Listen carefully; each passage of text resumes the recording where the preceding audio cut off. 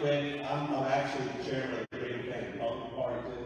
What Rob's talking about with the reorg is critically important. We do have a plan to be able to take back all 46 counties in the state, take back the leadership of the SCGOP, kick Drew McKissick, and all the other rhinos out of their seats. Because if you're not sitting in these seats, if you're not sitting in, he's a EC in this precinct, if you're not sitting in that EC seat or the president's seat, somebody else is who's probably not as good and conservative as you are. So we've got to get people involved. Go to mySCGOP.com. We've got a YouTube page, we've got trainings, we do all kinds of stuff there. But what we're going to do is get people involved in reorg. We're going to run 300 to 500 candidates in June 2024 to get rid of every single one of them because they disgust me.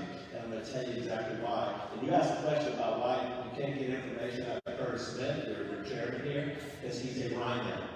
Spartanburg County is the weak link in the upstate. We've got Greenville, Greenville, Anderson, Pickens, Tacoma, the Working Union, down in the Greenville, we're everywhere, but right here in Spartanburg is a weak link. So I would encourage you highly to get involved in it. We're out of Greenville, we'll have our reorg on March 14th, at Tuesday at 7 p.m. Show up, and we're training a lot of people, but we give pure clarity and transparency and all that information. Why I'm upset about it? Because today, the South Carolina Senate killed a scholarship bill in favor of ESAs. We were going to do a compromise where we would let them pass the ESA and the PACE in one particular bill. Senator Tom Davis put it up, and Shane Martin, right here in Spartanburg, and Shane said he couldn't be here tonight, he had to go up to, he's got a business meeting up in Spartanburg, so Shane, I'm sorry, in Charlotte. So Shane's up there and he said to tell everybody alone, he misses you and wish he could be here as well. But we've been working to try to get this thing through to do a compromise. So we're going to come out with vote no on the ESA. Why is that? Because they say school choice. Man's right. They say school choice. That sounds great. We all support school choice. Do you want the government controlling the purse strings of all our private Christian schools? No. I don't want a bureaucrat making a decision about what school can get money or what curriculum they teach. Pay scholarship, and the ESA is $30 million. Pay scholarship, $100 million. For special needs kids, low income kids, kids transferring from private school or public school to private school, $10 million for homeschoolers. I know I'm a big supporter of homeschooler. I love to take kids homeschool because homeschool parents and kids are going to save this country. But we need to encourage more homeschooling. We need to do that. And this has been approved by the Homeschool Legal Defense Association and all that type of stuff. We don't want any government strings. But Republicans kill it. South Carolina is rated by CPAC number 33 out of 50 in conservative legislation. Let that sink in. That's CPAC. 33 out of 50. We're the most liberal red state in the nation. I will take any random sampling of South Carolinians and stick 124 in the House and 46 in the Senate, and I'm telling you, we'll be in the top 5 the next year. But the problem is, just like this blood oath we started calling it, now I see Jim Bennett, writing calling it a blood oath too. But I'm like, it is a blood oath to protect each other. You know you're a House rep, you know your state senator. Have you ever seen one campaign against an incumbent? They need to campaign against incumbents because there are bad ones there. We wouldn't be number 33 out of 50 if there weren't bad ones. But this happened today. We'll be sending out emails, telling people vote no on the ESA. Stop it. It's a bad bill. It's a bad policy. We were willing to do a compromise, and guess who killed it? Josh Kimbrell. Right here. You might know Josh Kimbrell. I like how Alabama did that. You know Josh Kimbrell? Call Josh Kimbrell. Josh Kimbrell was the one for governor in 4 years. You know that? Yep. You better stop him. Yep. You better get every precinct underneath Josh Kimbrell's Senate district and help us find somebody to replace him. You know it was pastor. You know his pastor? Let's go to this church on Sunday.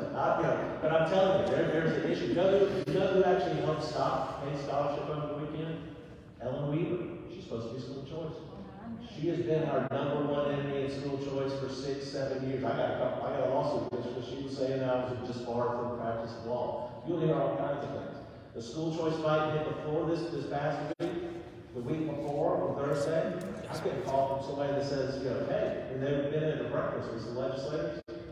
Somebody who's in a leadership position in one of these advocacy groups associated with Ellen Weaver sat there and said, this person walked up and said, Jeff Davis had been arrested and was currently in jail. I'm like, well, I think she was surprised when she called me. I'm still hoping not there anymore. I mean, this today, I talked to somebody that said, George Soros, I'm funded by George Soros, but I'm not a Christian. I can't tell you how much I've been slandered in this state for fighting for K-12 children with special needs and school choice. And it's got to stop. And it's done by legislators. It's done by political consultants. And it's done in the churches and in some of the other places because they've been misled and lied to. The South, what is going on with the abortion? I mean, it's disgusting. I think they knew that abortion, the heartbeat bill, was unconstitutional when they wrote it. Go look at the staff member. Find the staff person that wrote that bill. Shake his head back there. They wrote it as a poison pill. Get it passed, and I'll tell you how to kill it in the course. And it's exactly what happened. South Carolina is an abortion destination state. I don't take too much time. I'll talk for hours.